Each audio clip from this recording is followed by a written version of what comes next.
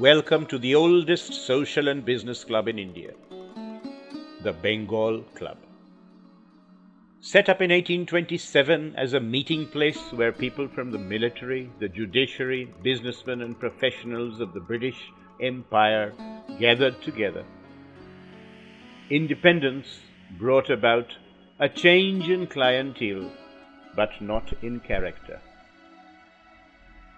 Professionals, businessmen, people from the service sector, bureaucrats, and academics started rubbing shoulders in the corridors of this hallowed institution. Welcome to the library of the Bengal Club, an institution within an institution. A veritable collection of books, the like of which you're unlikely to find anywhere else in the city, and indeed in this country. Recordings by famous speakers who have spoken here in the library, and a collection of books on any subject that you may want to look for. Books by Nobel laureates, books by Bengal Club members, books on political science, philosophy, ethics and morality, food and drinks, sports and culture. Mention the subject and it's available here.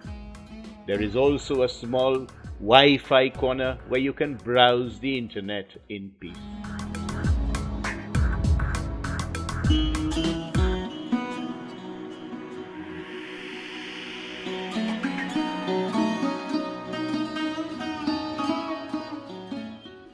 They say there is no subject under the sun. If you're looking for a book, you will find it on these shelves of the Library of the Bengal.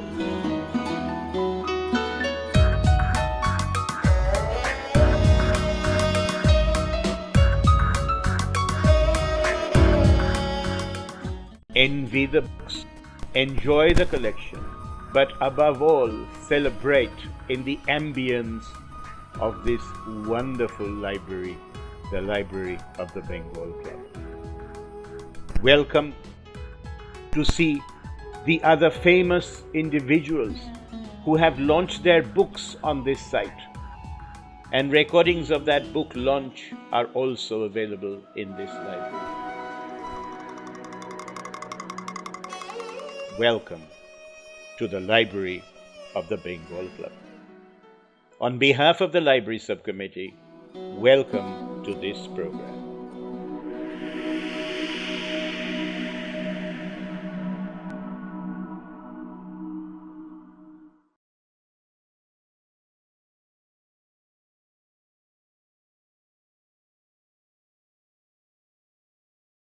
Good evening, ladies and gentlemen.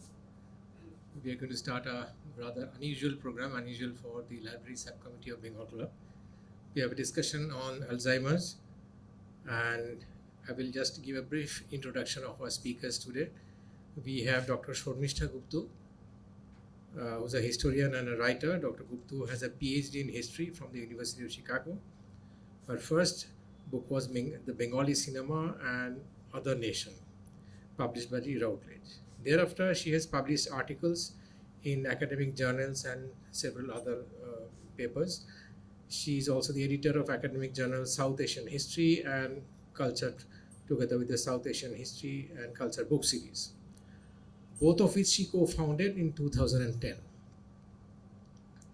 She has also written extensively for the Times of India as guest columnist and other dailies and news portals and magazines. Her first published fiction, Manoka Has Hanged Herself, was published in 2019. Unspoken is her second fiction, both published by Simon & Schuster. I would now request Dr. Shormishta Guptu to please come and take her seat here.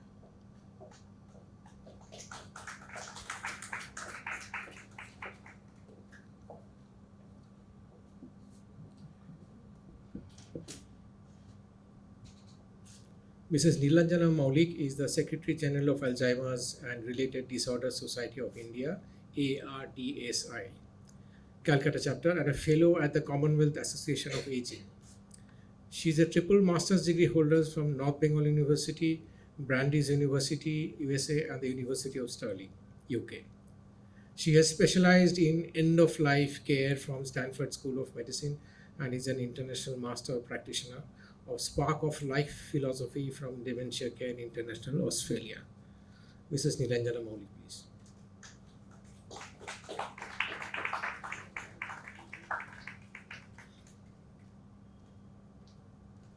Dr. Joyranjan Ram, a member of this club, is a renowned psychiatrist based in Kolkata and founder of Mental Health Foundation, and he addresses the growing mental health needs in the city that would cater to such needs in children, adolescents, and adults.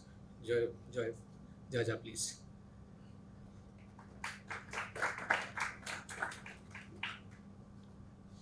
Dr. Sandeep Chatterjee, who's a member of this club and a committee member, is a consultant neurosurgeon, and although he needs no introduction, I'll briefly say that he's honorary professor and head of neurosurgery, Vivekananda Institute of Medical Sciences, Kolkata. Thank you, Sandeep, for joining us.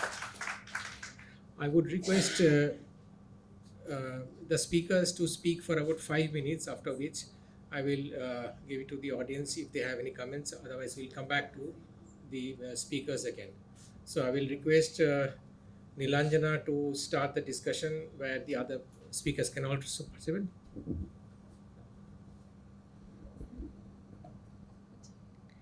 You can hear me, right? Okay, so namaskar and a very good evening to all of you. Thank you for inviting me, and special thanks to Dr. Ram for giving me this opportunity. Ladies and gentlemen, I have been a caregiver for the past 30 years, and all I know about this subject is about caregiving part of the disease. And since it's an incurable condition, caregiving matters here. Caregiving is a very difficult journey in dementia care because you need a lot of grace and grit to sustain in this role. I was just talking to a daughter. She called me up day before yesterday to tell me that she was taking care of her mother who has Alzheimer's disease, and she was giving her a bath.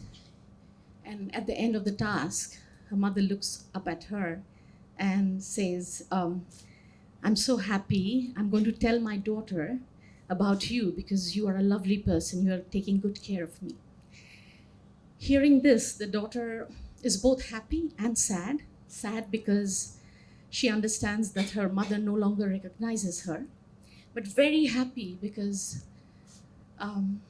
here she looks at her mother who's smiling, and that makes her happy. At the same time, she also understands that her mother still remembers that she has a daughter. So I think it's a very complex journey, dementia caregiving journey, and one needs a lot of understanding, a lot of,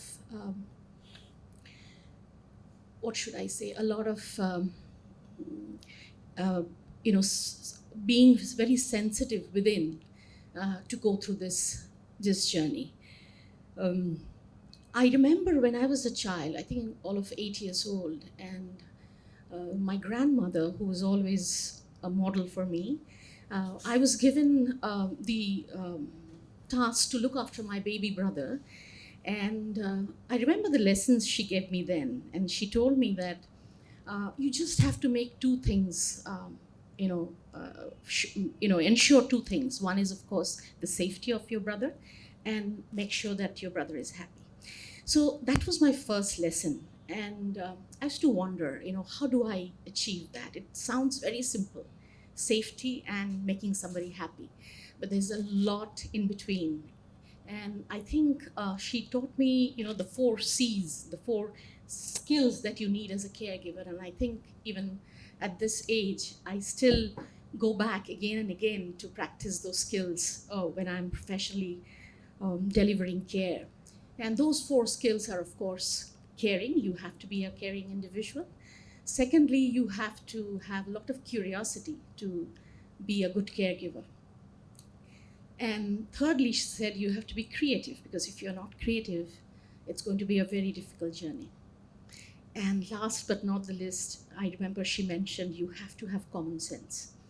which is very much lacking in most of us when we are facing a crisis situation. So these four C's have really helped me in my personal life as well as in my professional life. And I feel that caregiving should not start later. In fact, children should be taught the complexity of emotional upheavals that one experiences. And I think that's lacking in our society. We are keeping children very far away from the complex emotions in life. And I believe that as a child, if one is prepared to handle that, then life is much happier and much safer. And I was just talking to this lady, and her mother has Alzheimer's disease, and she said, "I don't want my son to face my mother because he's going to face mental trauma looking at my mother who has a lot of behavioral issues because of Alzheimer's disease." And I was very surprised. I said, that's a start. He needs to really look into it, be a part of it, and be prepared to be a future caregiver. So I think if we really want to put light into Alzheimer's caregiving in near future, we really have to prepare our younger generation as future caregivers, as somebody who can really look into it and make sure that we deliver quality care. Thank you.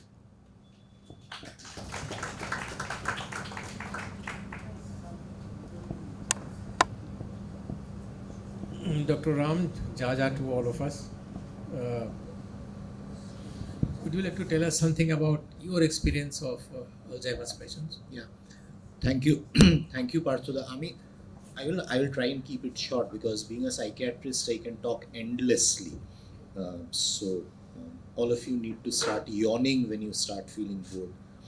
See, I come here today as kind of in two roles really, and I want to speak about my role as a carer for someone who saw dementia up close and personal, and Nilanjana knows about it.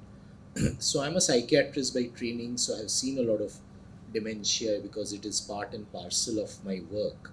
Now, my mother, who died at the age of 85 in 2019, she was a pediatrician. She was a young widow. She lost her husband when she was 44, and she brought up two sons and managed through life exceedingly well given the circumstances. And I first realized that my mother possibly, and I have always been aware of these things because I'm a psychiatrist by training. I first suspected that my mother could be having early dementia when she forgot my birthday. Uh, I still remember it very clearly. She passed away in 2019, and it was around 2014. My mother was always very, very big on birthdays, so when we were living abroad, she would be calling up my wife. When my brother was living abroad, she would call up my sister-in-law, "Je payesh hoyeche ki na?" So she had this thing that birthdays can never be birthdays without payesh. মানে cake হলে birthday হয় না, পায়েস হতে হবে. So she called me up on my birthday. So we used to live about, say, 5 minutes distance from each other. So she called me up on my birthday and wished me happy birthday. And I said that we will go for dinner together in the evening. And again, she hated kind of Zomato and Swiggy. So she always wanted to go out. So I said that we will go out and have a meal together. And she wished me happy birthday, and yes, we will be seeing each other in the evening. And it was a working day, so I took some time off and we prepared, and I went there. So the table was reserved at 9, and we reached there at around 8:15. And I realized that my mother had forgotten that we were going out for a meal, and she had already taken her dinner. And it struck me, and because she never so I was, I can't really describe how I felt. So I told my sister-in-law. I called up Bodhi. So Bodhi lives in East Coast. So ওর রাত্রিবেলা আমাদের ওই সময় তো একটা ফোনে কথা হলো। তখন আমি বললাম, মা বৌদি জানো তো, মা আমার বার্থডে ভুলে গেছিল, কিন্তু আমি তো সকালবেলা ফোন করেছি। তখন বৌদি সেড যে না, আমার ডাকনাম বলে বললো, না আমি আসলে সকালবেলা ফোন করে মাকে মনে করিয়ে দিয়েছিলাম যাতে তুমি উইশ করো। And then I realized that the dementia has set in, and gradually we would kind of, go through this whole journey of caring for her, and she forgot a lot of things, but in a way, so over the next 5 or 6 years, we cared for her, is possibly one of the most richest, emotionally richest part of my life, because we were able to look after her so well. And she somehow went back to her 1970s, 80s. So we were extraordinarily lucky to have a, help who cared for her like a lioness will protect her cub, really. And so suppose her name was Kanchon. So Kanchon used to look after Ma, and Kanchan would be paid a salary of, say, I think she was getting a salary of about 9 or 10,000 that time for a full-time help. So for my mother, the salary was 300, because 10,000 টাকা মাইনে পায় একই, মানে এটা হতে পারে না আর কি। সো মাছওয়ালা would come and say, দিদা কি মাছ নেবে, ইলিশ মাছ কত? তো ইলিশ মাছ was never above 50 rupees a kg. কাঞ্চনের মাইনেও never went up more than 300 rupees. দুধ লিটার ছিল 5 টাকা। So she used to live in Keatola Road. How the whole community around her managed her to keep her in good spirits, her well-being.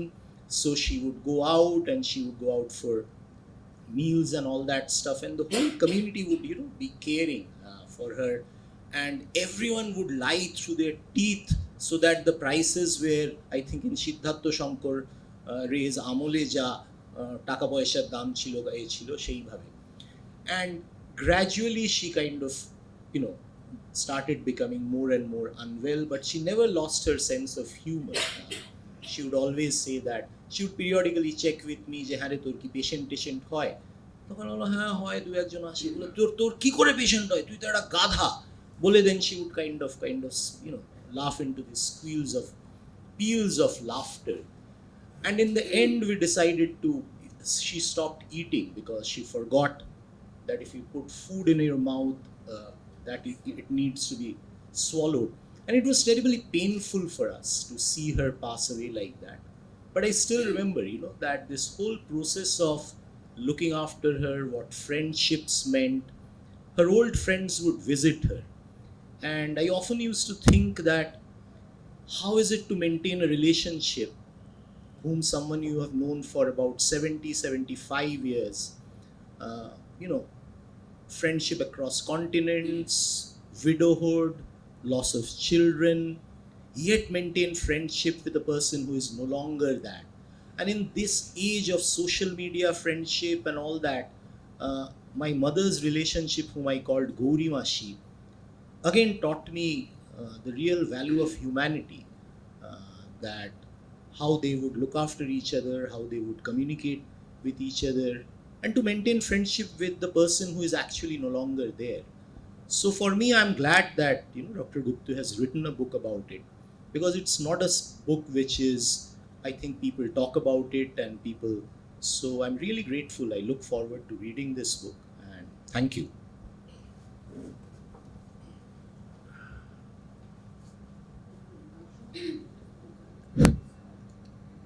Jaja, before I request Dr. Shomishta Gupta to say something, I think the audience must be wondering what is in medical terms, the difference between Alzheimer's and dementia. Dementia is the broad category, and Alzheimer's is about 60 to 65% of all forms of dementia. There are many forms of dementia. So Alzheimer's is one type of dementia, but there are other frontotemporal dementia, multi-infarct dementia. So there are many varieties of dementia. And basically it is classified according to symptoms, which part of your brain is involved. But Alzheimer's is the most possibly well-known one, and it is a prototype of dementia. Thank you. Shormishta, you're a student of history. What Yes. inspired you to write this book? All right. So it was very instructive to hear, specialists who have been working in the field for such a long time. I'm a writer and I'm a non-specialist in this field. And why I chose this trope of dementia to write about a relationship, which is a mother-daughter relationship, which is at the center of my book, Unspoken. Now, a little background to the book. I was writing this book. Now, I couldn't say when exactly I thought that, dementia would be an apt metaphor, for me to write this book, which is about relationships, a mother-daughter relationship, how the daughter becomes the mother's primary caregiver, as you were saying. Now, I was writing this book primarily through the pandemic.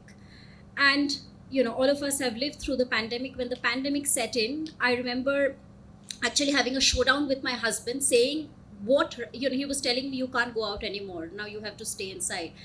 And I mean, I had a showdown, I cried, and I said, what rubbish, you're just overreacting. It can't be that we are all going to have to stay inside. But that's exactly what all of us did.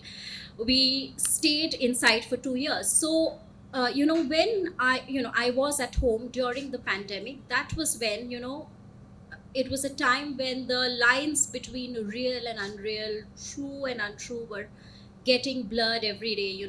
At the start of the pandemic, when there were no newspapers, when we were reading online how hordes and hordes of people, the migrant laborers, were leaving the cities, so many of them just dying. We don't know what happened to so many of them.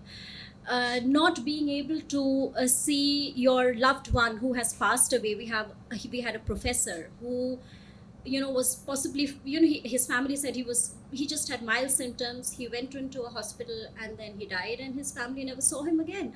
So all of this was filtering into us, and there was very little reliable information, no vaccines at that point. And so it was a time of a dystopic haze which we were all living through. And so that was a time I was thinking, how to write a story about relationships which actually talks about this dystopic haze. And possibly that is when I thought dementia, because it was very, that time when we didn't know what was happening, what was true, what was untrue. And I thought dementia would be an apt metaphor. The other thing is, when I was thinking through these things, as I'm saying that, for an author or an artist, you never know when something actually gets fixed in your mind. So I couldn't say when exactly I thought it would be dementia. But I remember at that time, when we were thinking of the haze between real and unreal, I remember thinking of a friend who is a very dear friend, a professor of history. His mother now can no longer recognize him anymore. And Mashi, I know this friend from college when we were in Presidency College. And from, then, and there was zero awareness then. So we would actually laugh, because Mashi would forever be losing credit cards. She had lost so many credit cards.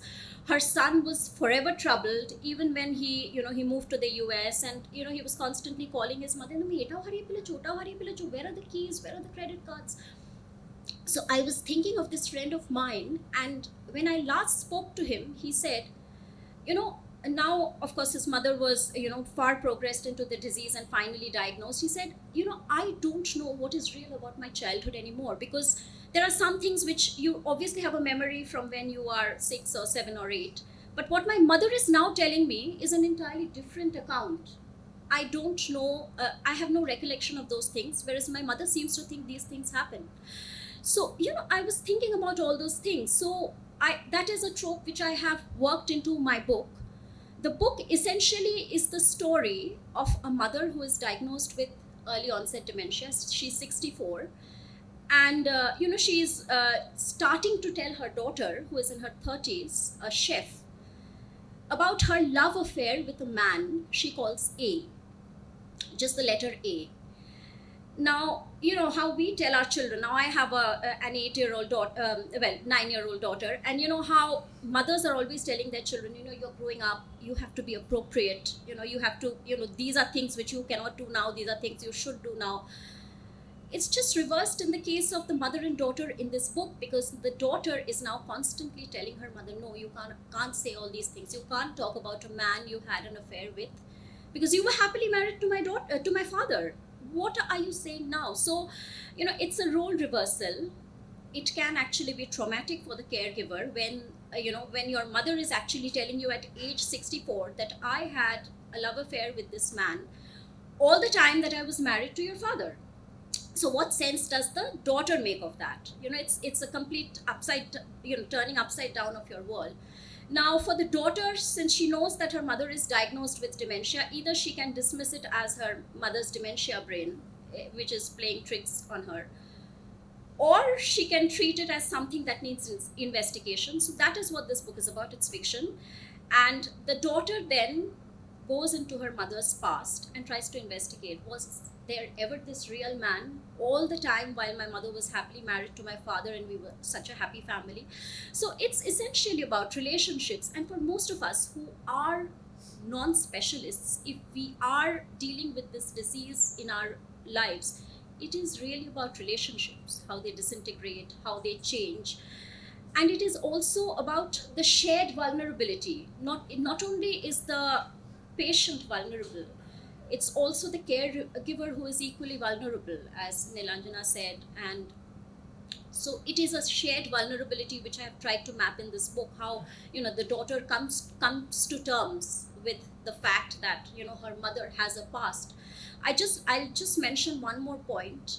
Writing this book, it also dealt with my own experiences as a mother. How as a mother you're often judged so much. Mothers are judged so much.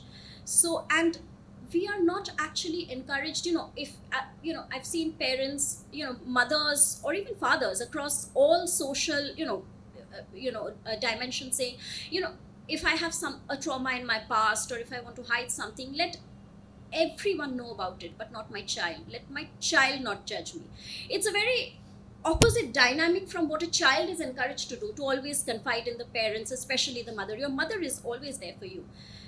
But as parents, we tend to hide from our our children until that stage in our lives when we are possibly debilitated, and then of course our vulnerability is very obvious. So as you were saying, we should encourage that in our children from a much earlier stage, to know our vulnerabilities, to understand our vulnerabilities. So that is also something which the book talks about, that does this girl actually go back and judge her mother for her past, or is she actually able to understand?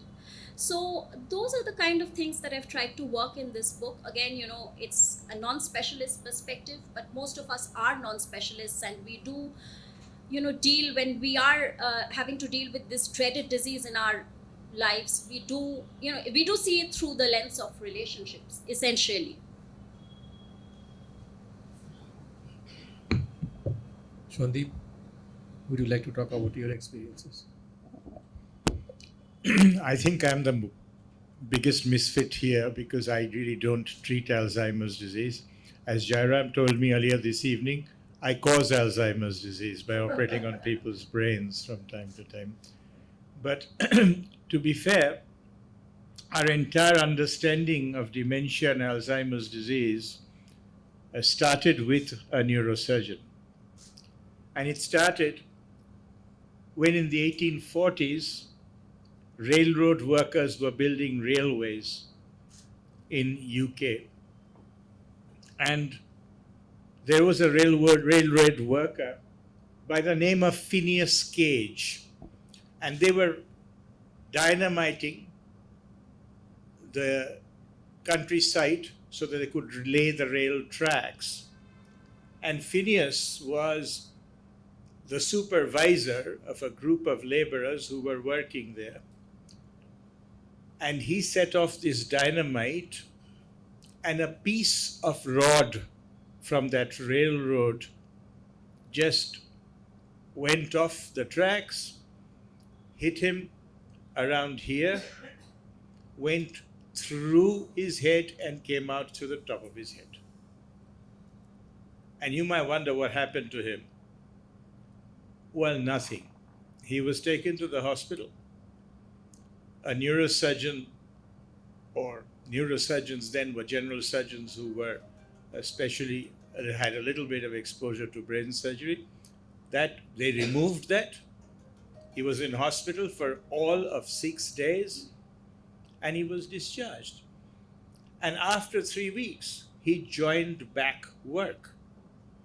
But when he joined back work, he was a completely different man. He was unreliable. He was swearing at his supervisors. He was using the sort of language that would make a sailor blush. He was reluctant to do his job. From being one of the best supervisors in that company, he was unacceptable. He was not willing to work. He was argumentative. He was abusive. And of course, amongst other things, he was very badly dressed. He didn't care for his dress or his behavior or his language. And of course, that was the style. And in fact, there's the famous words which we teach all our students. The supervisor went to his boss and said, I cannot give him employment. And the boss said, is he physically unfit? And the supervisor said, no, he's physically perfectly fit. He's walking around, moving all his arms and legs, can see, has no disability. But he is no longer Gage. And those are the most famous words that we teach our students all the time. He is no longer Gage. His entire personality had changed. And of course, what had happened was that this rod had gone through a part of the brain called the frontal lobe, which is the part of the brain that controls emotion, behavior. It is, as Jairam referred to a little while earlier, the part of the brain that is responsible for dementia as well. So I'm afraid neurosurgeons do not deal with Alzheimer's, but we were probably the first group by accident that discovered which part of the brain is responsible. And many years later, because Jairam is here, I will tell you, a lot of American neurosurgeons were operating on people with psychiatric disorders, and the surgery they did was literally to make a hole in the skull, get an instrument into the frontal lobe, which is this part, front of the brain, and literally stir it up. And that, they felt, cured the sight. It was so bad that the American law had to be enacted saying that surgeons were not allowed to operate on brains of patients with psychiatric disorders without appropriate permission from various authorities. So, we went through the whole cycle. But today, what is important, two interesting things I will tell you. About 55 million people on this planet have dementia at this moment of time. As you heard, 70% of them have Alzheimer's disease. In 2021, the world economy suffered a loss of 1.5 trillion US dollars because of people with dementia. So that was the amount that was necessary for caregivers. The other thing, and I dare say this, for some reason that we really do not yet understand, women are disproportionately more affected with Alzheimer's disease than men. This is a statistics that is worldwide. We don't know the cause, but there is absolutely no doubt about this piece of statistical information. The other very interesting thing, and I'll just end with that other interesting piece of information, is that we now know that if we look at a neuron, which is a cell in your brain, it starts undergoing changes 20 years before you get Alzheimer's disease. So in other words, 20 years before you get Alzheimer's disease, changes occur in your brain cells that can predict that you are liable to get Alzheimer's disease. And these are various changes that I'm not going to go into. And so today, we have tests we can do. We can look at the fluid that percolates and irrigates the brain called cerebrospinal fluid and test certain molecules in that which have predictive value to tell us that we might get Alzheimer's not today or tomorrow, but 15, 20 years later. So this is just, I'm just sharing with you some pieces of information that you might find interesting. But I'm no expert in Alzheimer's, so I'll leave you to the experts. I will just ask the audience. I mean, can I just kind of make a couple of comments? Yes. I'm just taking on from, one thing I want to kind of, again, seeing kind of people, families who have gone through dementia, my own experience. Dementia is actually not only about doom and gloom. I think there are, you will feel, Nilanjana will agree, that it often brings families together. It often kind of encourages us to reflect a lot more on personal bonds. And I have really seen grace under courage, grace and courage when people have been caring for dementia. And in a way, it restores your faith in humanity, that people can be so caring about, you have the opposite spectrum also, but mostly it is so touching and heartwarming to see children caring about their parents in ways which are really, restores your faith in humanity. I still remember a man who was about 85 or 86, came with his wife, and his wife had forgotten who he was. See, what happens is, from dementia, your memory from, suppose I have dementia, my earlier recent memories will be going away, and I will gradually forget things more in the past. So from 2021, 2020, 2019, like that. So backwards. She remembered the name of her dog, but had forgotten the name of her children and the name of her husband. But the amount of care, affection, what would I say, the gentle caring, which so many of these people offered, in fact, lights up your day. To see that there is so much courage and quiet courage in people who are still deeply committed to each other.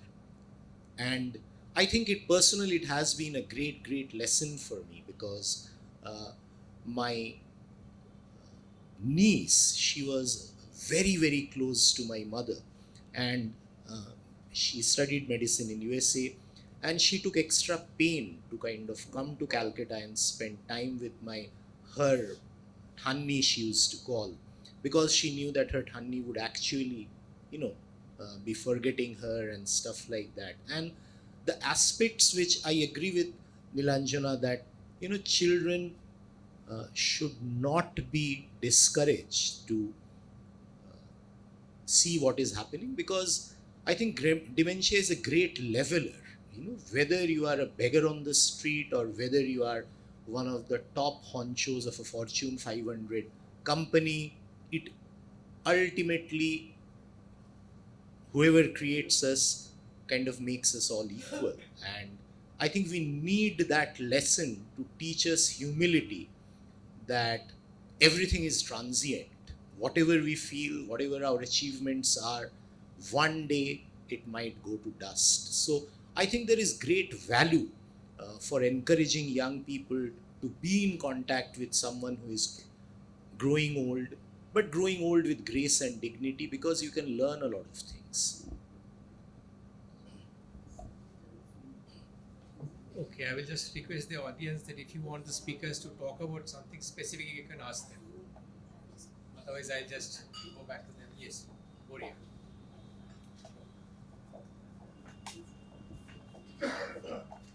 I asked this question in two parts. The question is for Dr. Ram, and firstly, I asked this question as Shomishta's husband, who's seen the process of her writing this book, number one. And while writing the book, she was trying to interview and speak to a number of people who have had patients in the family. And each time she tried to do so, there was a wall that do not talk about my mother or our experiences or personal experiences. Now, my point is, when all of you guys are speaking here and we are getting enlightened with the talk, more information out there will actually help us. So why do you think is this kind of closed approach or attitude that we have to a subject like this, as if you talk about it's shameful? I see that all the time. People want to keep it private. The second part to the question, and Nilanjana, you or Dr. Chatterjee can also take it. 4 days, 5 days later, we have Mental Health Day, right?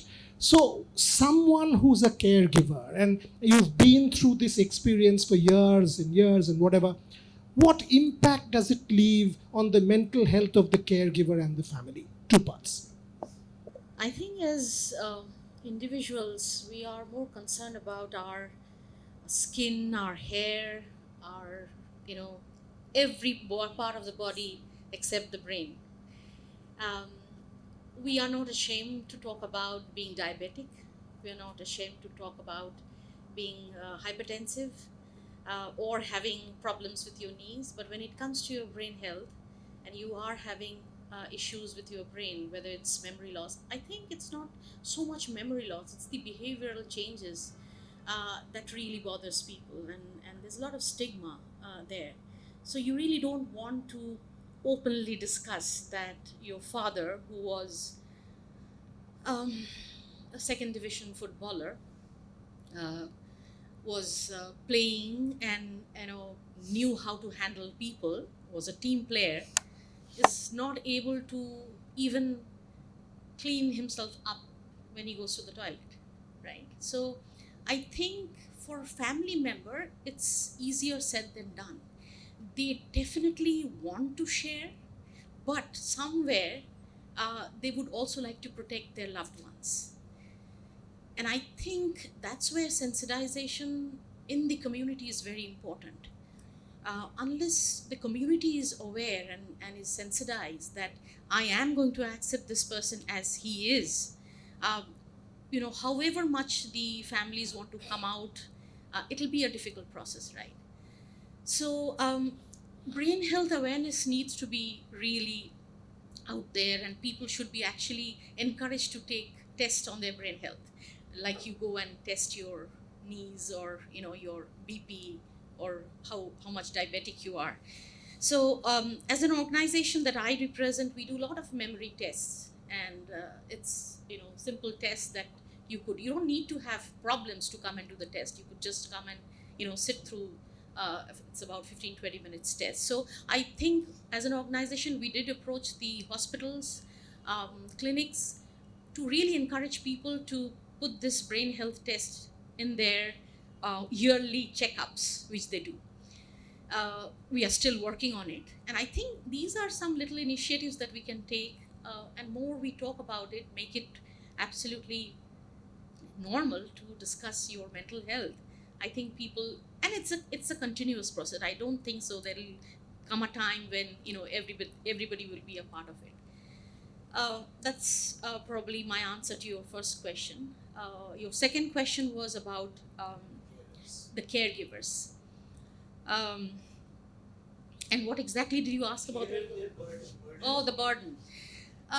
You see, I'm a professional caregiver. I do not have anybody in the family with this condition, but like I said, 30 years, I wake up every day and I look forward to meeting someone that I can make a difference to their lives, and that's what keeps me going. And as caregivers, I think we are trained not to see this as a biological condition, but as a human experience, and that's what keeps us going. So if someone wants to leave the house, usually a family caregiver would say, "Tumi ekhon berobe na bari theke." You cannot leave the house. See, that's a usual communication that happens within the family, right? And that's what you have been doing it for so many years. So you can't really change yourself. So as professionals, we kind of guide the family members as to how they can change their mode of communication. It's very difficult, again, because, this gentleman who comes to our daycare center, he every 5 minutes he will want to get out, and then he will go near the main door, come back again, and go there and back again. So as a caregiver, if you're watching and you're really getting irritated, stressed out, because he's not doing anything constructive, you are bound to really react rather than respond to the situation. So for caregivers, what we really guide them is into how to respond to situations rather than reacting to situations. So as a professional, I would say, kind of break into a song, jabo ki jabo na bebe bebe haire jawa to holo na. And then he looks at me and said, ki korcho ke eshob, ki gan korcho? And then he gets distracted, and then he goes to another room where we engage him in an activity. So it's a continuous process of really being creative again. And I think there is no magic formula in dementia care. There is no science. It's an art. And I think I remember when I was going through my master's in dementia studies, we were told that you are an artist in action. You will have to continuously play with your emotions, play with your strategies, play with your words and actions.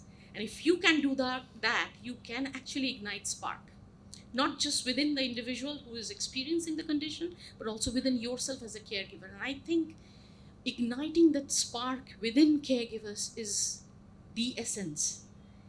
And I think rather than judging them all the time,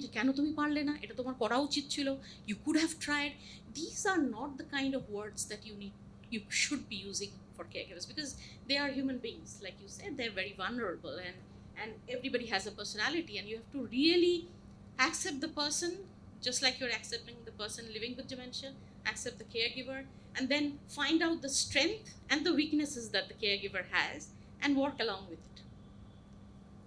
Thank you. Can I just, before you add something briefly, is again very fascinating to just sit here and listen to you. But about this stigma of talking, why people do not like to talk. Now, I can share my experience. When I was writing the book, I spoke to people who have dementia in the family.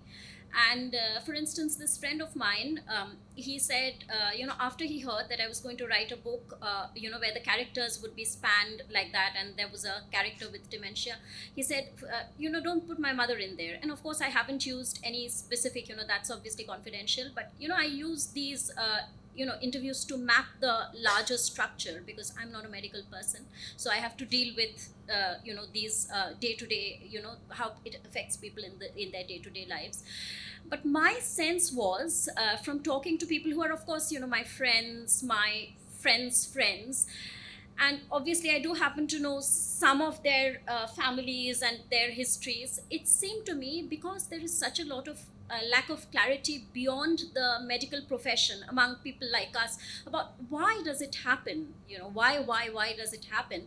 Sometimes, is it because she had a bad relationship with her husband, or is it because she had a history of being mentally unwell? Was the family responsible? And I think from knowing individual family histories, I think, for instance, my friend, possibly he thought that, revealing anything about his mother would also be revealing some things about a family history, which was not all healthy. So I think people think, maybe it will be a conversation about family histories, relationships, marital relationships.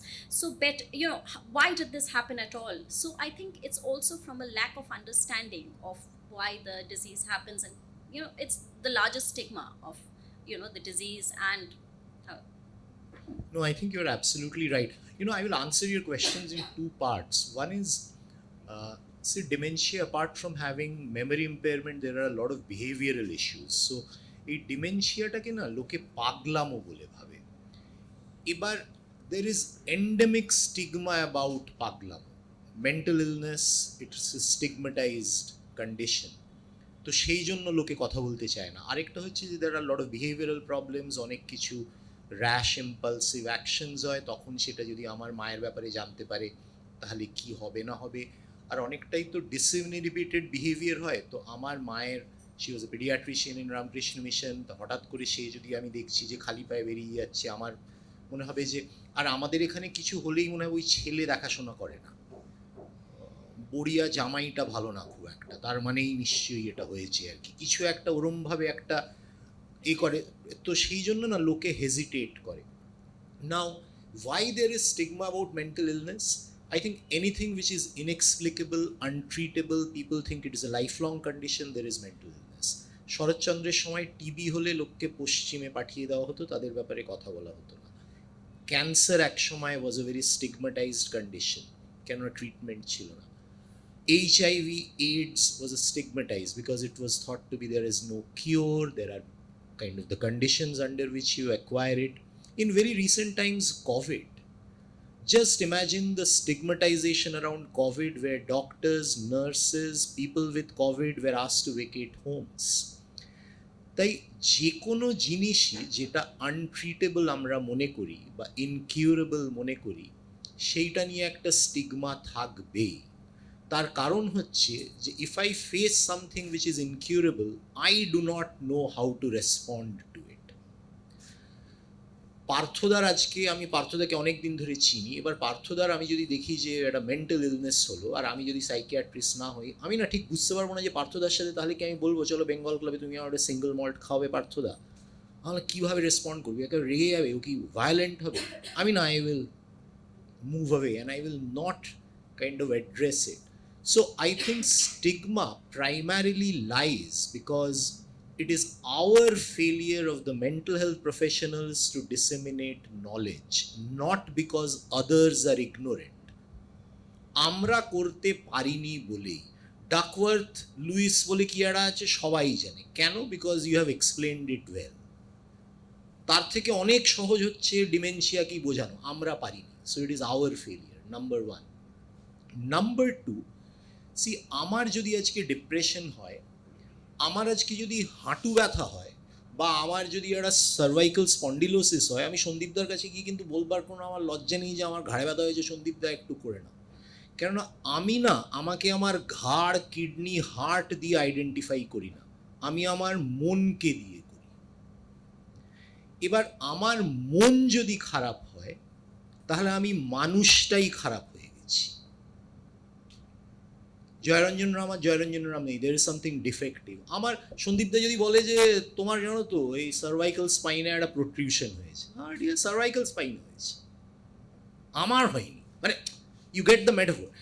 এবার যদি মানুষের মন খারাপ হয়, if I tell you যে you have a depression, you will think আমার হলো, মানে if I tell your heart is একটু ডিপ্রেসড, এ করছে না, you will not feel bad. So I think the way we identify ourselves with our mind, and if you tell me my mind is not functioning properly, I would take it very personally, and therefore I would not like to disclose that I have got a malady of my mind.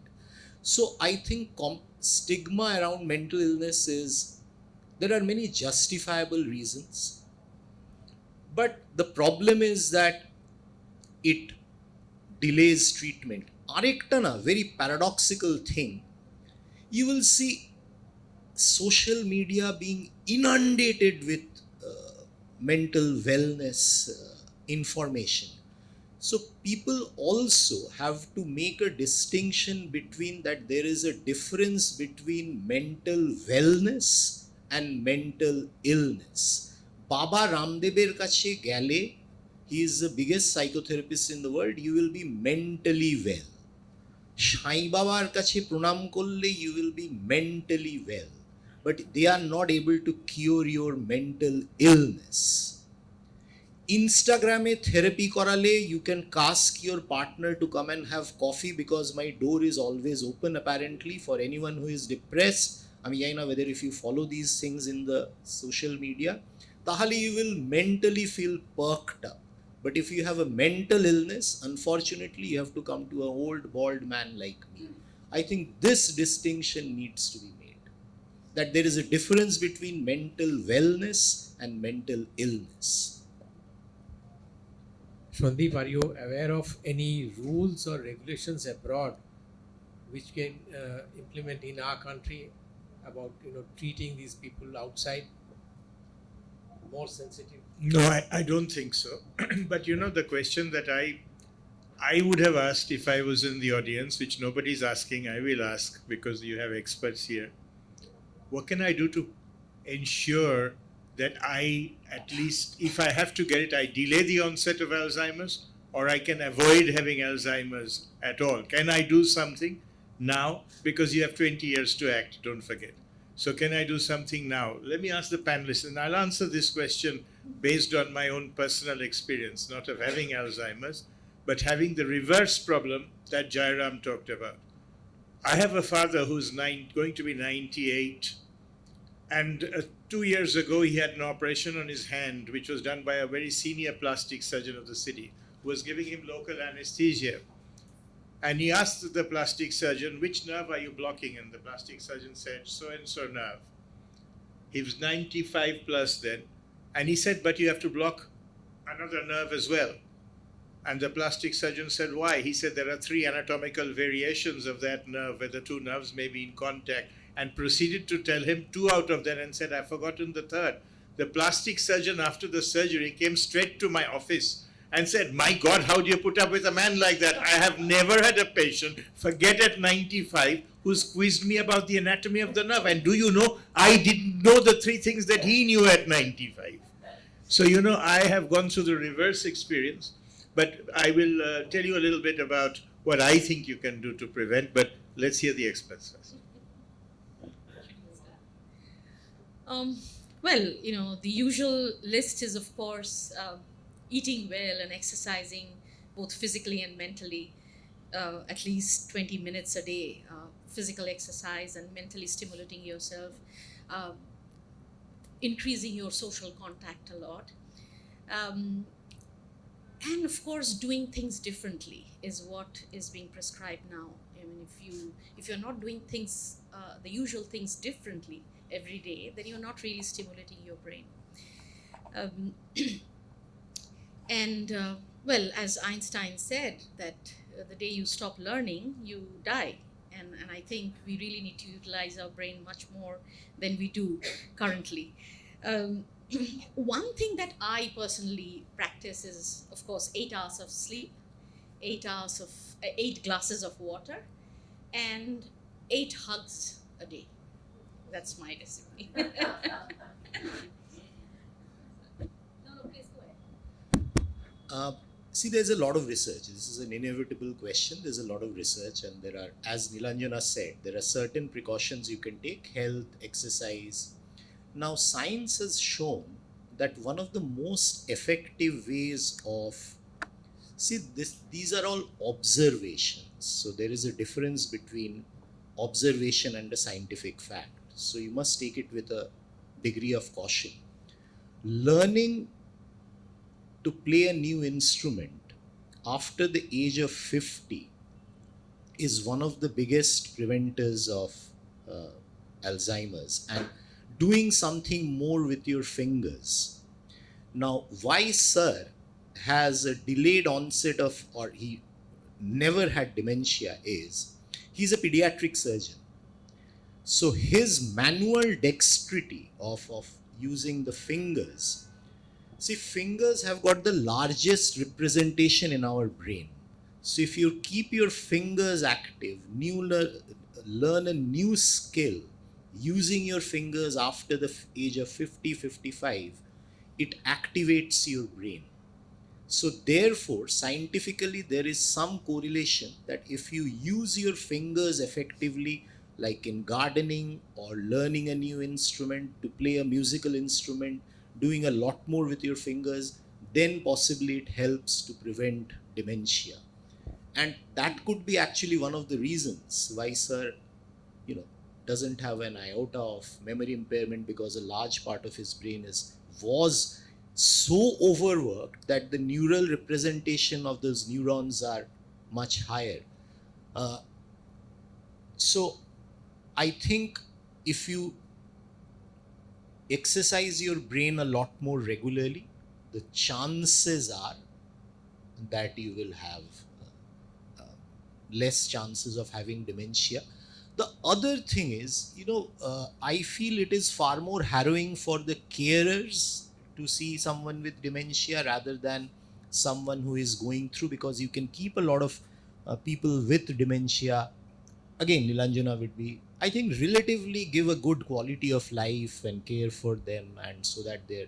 So I don't think it is a very harrowing, somehow I feel that there are far worse conditions which are difficult. How much does genetics actually have? A lot. Exactly. How much of it is genetics How much versus of it is lifestyle? genetic? Can you give us an insight into that? I mean, genetic. I'm going to tell you another interesting story, which is,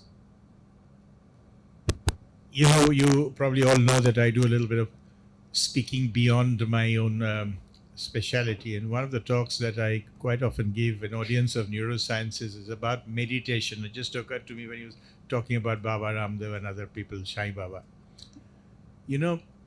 Very interestingly enough, meditation has been very well studied in neurology.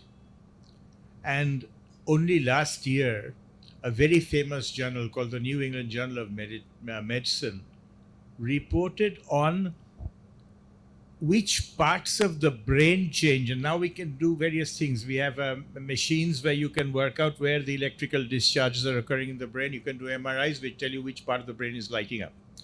And interestingly enough, it has been shown in people who meditate regularly, the parts of the brain that light up during meditation, and meditation doesn't mean a conversation with the Almighty. Meditation is simply a situation where you're alone and able to communicate with yourself. 4,000 years ago, the Greeks wrote "Naughty Zeuton" on the wall, which means know thyself. That was their idea of meditation. It was a time you took to know yourself, your inner self, a little bit better, because we have no time to do that in the modern world. So they found that the three areas that light up with meditation are, and excuse my neurological jargon, but you can ignore the words. One is an area in the medial frontal lobe, which is at the bottom of the frontal lobe. The other is in the medial temporal lobe. And the third is in a small little organ in between called the amygdala. Interestingly enough, when you get Alzheimer's, these are the three parts that are affected most in the brain. It may be coincidental, but it may be. Therefore, the researchers concluded, New England Journal of Medicine is not a journal where you can get something published until it has a definite scientific merit. The researchers concluded that maybe meditation is a way of slowing down dementia. There's an even more exciting study published only 6 months ago using Buddhist monks. A group of Buddhist monks were asked to recite something. They were asked to recite a poetry. They were then asked to recite a Buddhist religious hymn. And the third thing, they were asked to just talk about anything in the world they wanted to. This group, interestingly enough, when they recited the religious hymn together, showed electrical activity again in those deep parts of the brain that are affected in dementia. So that was, and this did not get replicated when they read poetry. They were actually given poetry to read together. It did not have the same effect, amazingly. And it definitely didn't have the same effect when they were asked just to recite anything or read anything or talk about anything. So when they recited the Buddhist hymn in unison, then these deeper parts of the brain got lit up. And this is, this is the organic, the physical changes that have been documented, which is quite interesting in many ways if you think about it. And I always say that people go to the gym, maybe not at our age, though I do, but people go for a morning walk because they want to exercise their knees or their hearts. But you also need to exercise your brain. You know, I just tell you, my father was most upset when mobile telephones came because for the first time he needed to write down telephone numbers. Till then, till there were 7-digit or 6-digit numbers, he never ever wrote down a number. He said, I'll just remember it.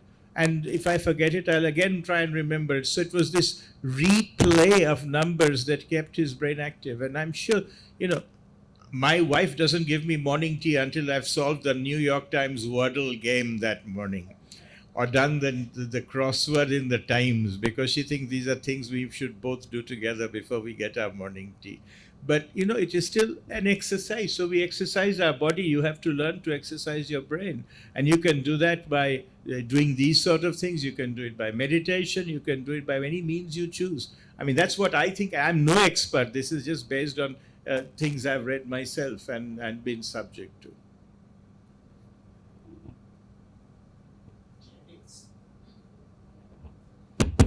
See, there are two.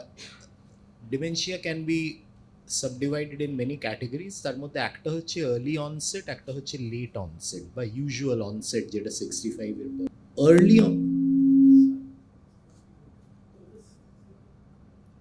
Early onset there is much more evidence of genetic contribution.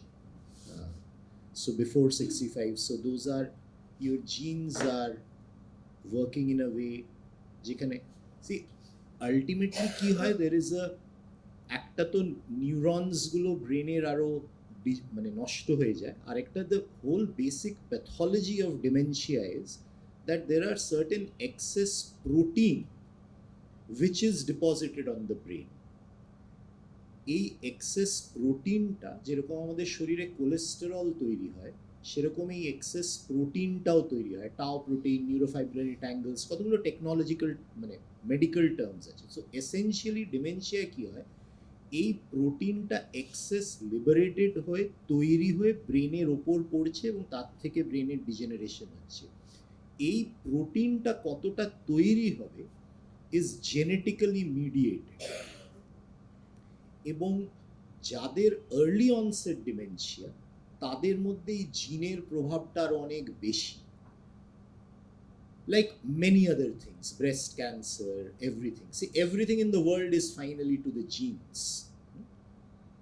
যেটা late onset dementia সেইখানে genetic factors গুলো অতটা কাজ করে না, কিন্তু if you have a family history of someone with dementia in your family, you are more likely to have dementia the longer you live. So it is not inevitably genetic যে সব ক্ষেত্রেই jeans role play করছে। আর এই early prediction CSA করে there are huge ethical issues, সেটা that's a debate for another day.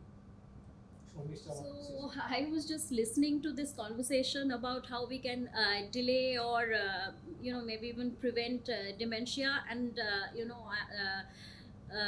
the whole idea of doing diverse things which you might not otherwise have done. So I'm a historian.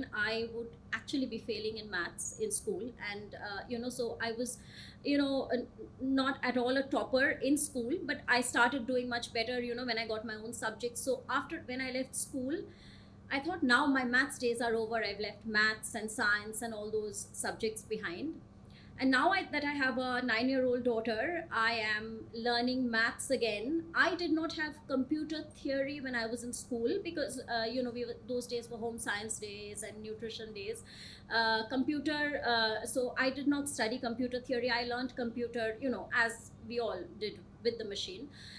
And now I'm learning computer theory. So these are all very diverse things that my brain is now doing. So I'm going to ask the doctors that, am I doing the right thing? Doing very diverse things, and I'm getting a tremendous satisfaction out of it, because I would literally be failing in maths in school, and now I'm absolutely doing fine with maths, and so I hope I'm doing the right thing now. When my patients ask me this question, I always tell them, Passing the mic. when my patients ask me this question, again, I'm not a qualified authority to answer this, but when they do ask me this question, I say, well, on your way down in the lift, just recite your mobile number and try to say it backwards again. And then say your name once, and then try and put the letters from back to front. You try it, it's not that easy. And that is an excellent exercise that you can do every day. If somebody gives you a mobile number, try and read it back to front. And if they say, just Shondeep Chatterjee, you start EEJ and try to work backward, not that easy. So, these are small little things that you can do to exercise your brain while you're in the lift, while you're leaving the Bengal Club and waiting for your chauffeur to bring the car up.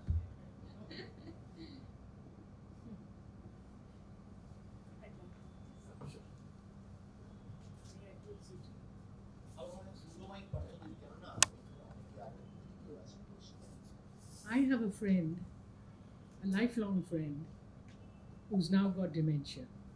I can see that. He's lost his memory. His wife is trying to help him as much as she can.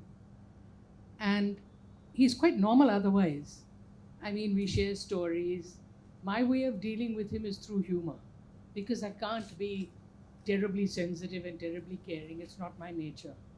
But I will give him humor, the way we used to do when we were very close friends. We still are. And then he says, well, what am I to do? I keep losing my memory. And why I get annoyed is that he's not doing enough. He won't read a book. He won't do anything. He's just dependent on others. So he complains to me sometimes about his wife and says, she makes me do this and makes me do that. I said, look, she gets 24 hours of you. I get 1 hour of you in the day. I mean, have some pity on her. And we laugh. But the thing is, I don't know what can be done now.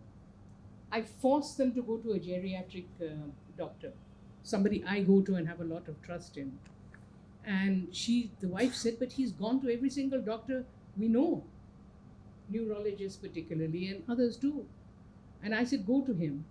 And this doctor recommended he should engage more, go out more, talk to people. In fact, he recommended that your institute he should visit once a month.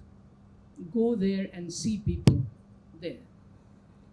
So I know he hasn't done it so far, but what can be done with him? And he's such a good friend. I don't want to see him deteriorate anymore. And in the process, I've become closer to his wife than I ever was. I was his friend, not hers so much. But now I've become her friend because I know what she's going through, and she'd quickly tell me on the phone when he's out of the room, and then I can hear her voice changing, which means he's come back, kind of thing. But the point is, what can we do to bring him back? Or can we do anything at all? Or has it gone forever?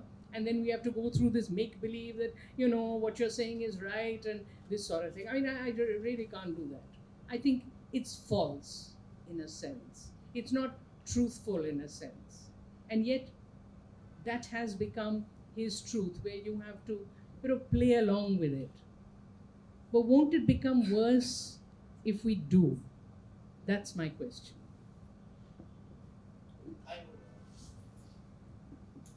Well, in our space, in dementia caregiving, we call it white lies.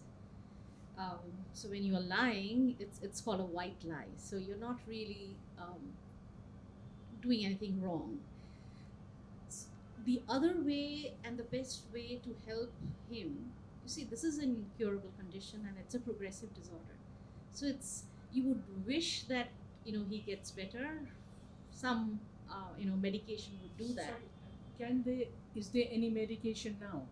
Not that I'm not a medical person, but no, there isn't any medication that will cure the disease. Most of the medications are managing the symptoms of dementia. So the best way and the first way to go about is to accept the fact that he has a progressive disorder. I think most caregivers kind of struggle with that accepting the fact that this is a progressive disorder.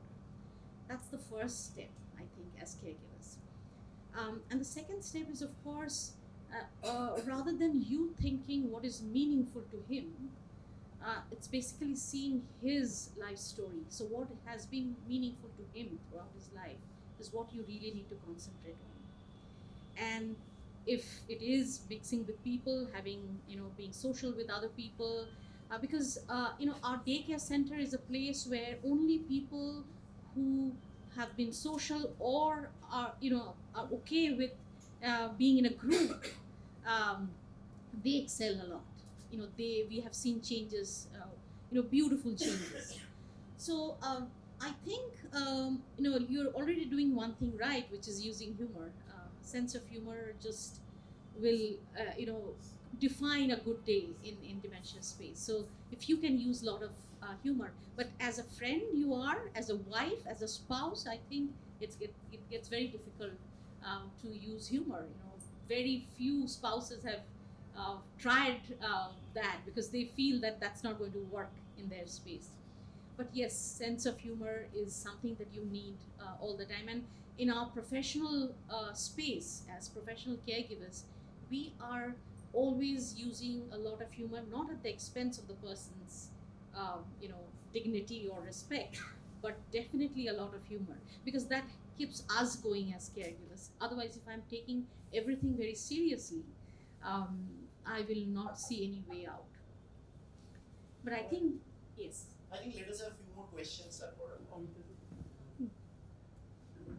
My question is to Dr. Chatterjee. When you were narrating the observations on the Buddhist nun, you sort of emphasized on the Buddhist chanting in chorus or together. What I want to know is this, that will chanting together light different parts of the brain than when somebody chant alone? And so why this emphasis on chanting together? So, to be completely honest, I don't know the answer. But chanting together, this is an observational study. What they showed was it was all chanting together. They were given nursery rhymes to chant together as well. The question was when they chanted a hymn, which was a religious hymn, there's obviously something a little more in that chanting that seemed to light up the deeper areas of the brain more than when they were chanting nursery rhymes together. But they were chanting together. The common factor was all of them, they were speaking together at all three occasions. This is just for the purpose of the study, to have a control group. But it was when they were speaking, when they were chanting a religious hymn, that was the time these Buddhist monks showed changes in the deeper parts of the brain, much more than in the other two occasions. If you want, I'll share the article with you. It's quite a fascinating article, in fact. Please do. Thank you.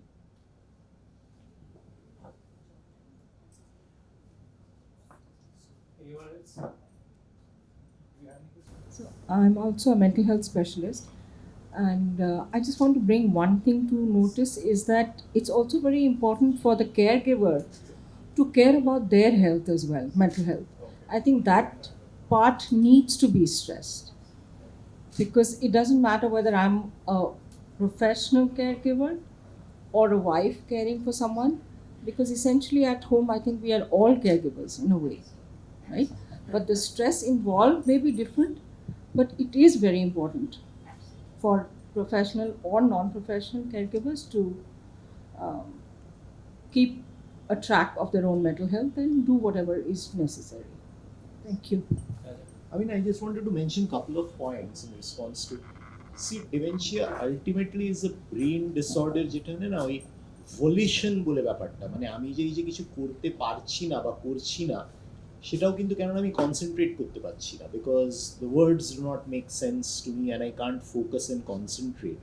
So I think one of the things is to do things together, ludo খেলা, ব্যাগাডুলো, what ever, rather than সে তুমি এই TV প্রোগ্রামটা দেখো, because they will not be able to focus and concentrate. So I think that is very important to understand. The medicines which are used in dementia is to delay the process it cannot halt the process. So if you give a medicine, some of them are partly effective in delaying the process. So as such, there is no cure for dementia.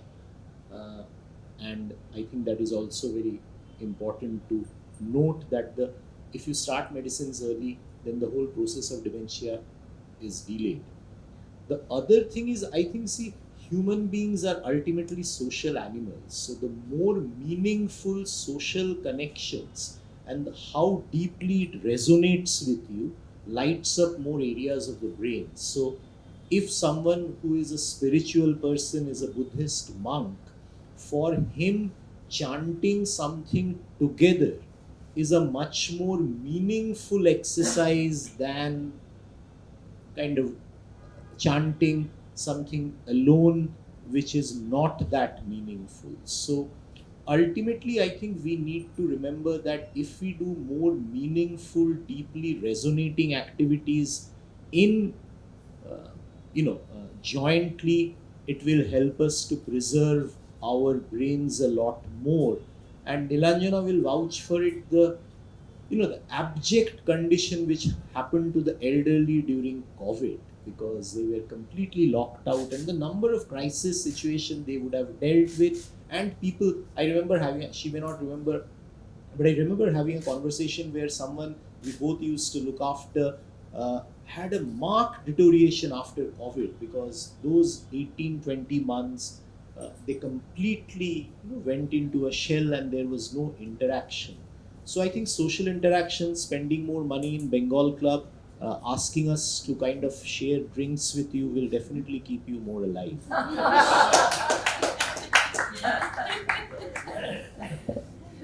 Well, we had a very lively session, I must say, about a topic which is not normally discussed in Bengal Club or any club for that matter.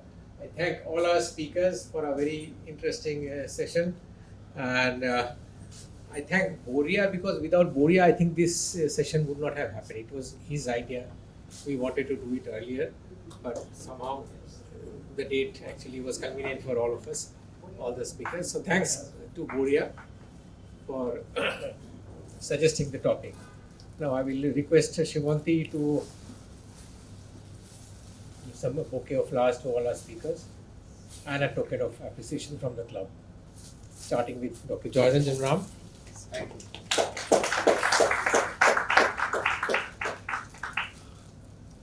Dr. Shomishta Gupta.